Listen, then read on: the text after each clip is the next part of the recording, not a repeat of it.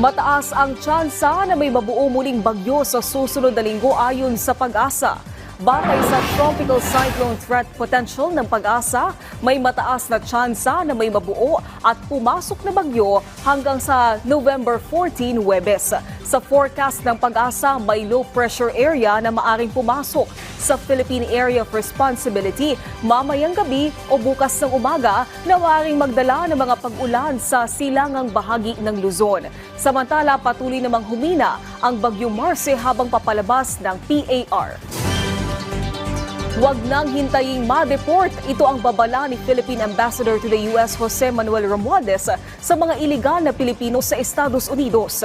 Sa forum ng Foreign Correspondents Association of the Philippines of FOCAP, nagbabala si Romualdez na magiging mahigpit ang magbabalik na Administrasyong Trump laban sa mga iligal na imigrante.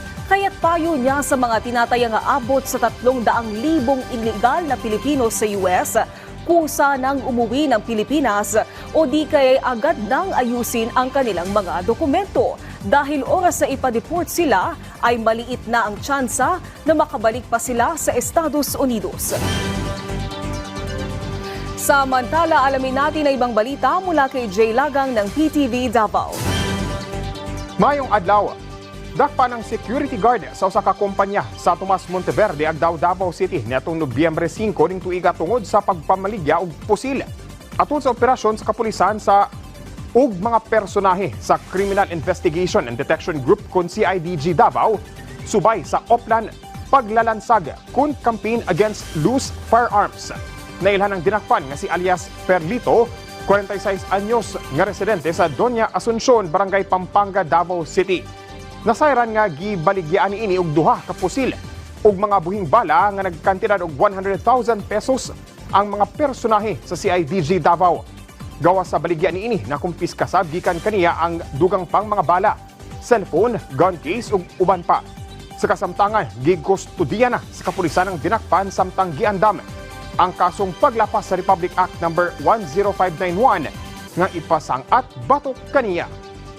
Nakumpleto na sa National Housing Authority kon NHA 11 ang 500 million pesos nga kantidad sa housing projects alang sa mga indigenous people kon IP gikan tuig 2022 hangtod Oktubre 2024. Pagbutyag sa NHA 11 nga mokabat sa 3,073 kamang housing units ang nahuman kun asa 1,950 niini ang alang sa mga IP beneficiaries. Samtang nasab sa 800 IP housing projects ang padayon pa ang konstruksyon o gilantaw nga matapos sa tuig 2025.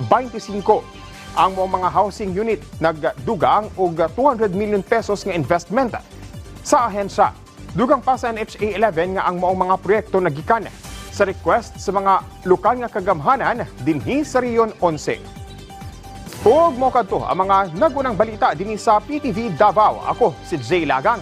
Mayong adlaw. Daghang salamat, Jay Lagang. At yan ang mga balita sa oras na ito. Para sa iba pang update, i-follow at i-like kami sa aming social media sites at PTV PH. Ako po si Naomi Tiburcio para sa Pambansang TV sa Bagong Pilipinas.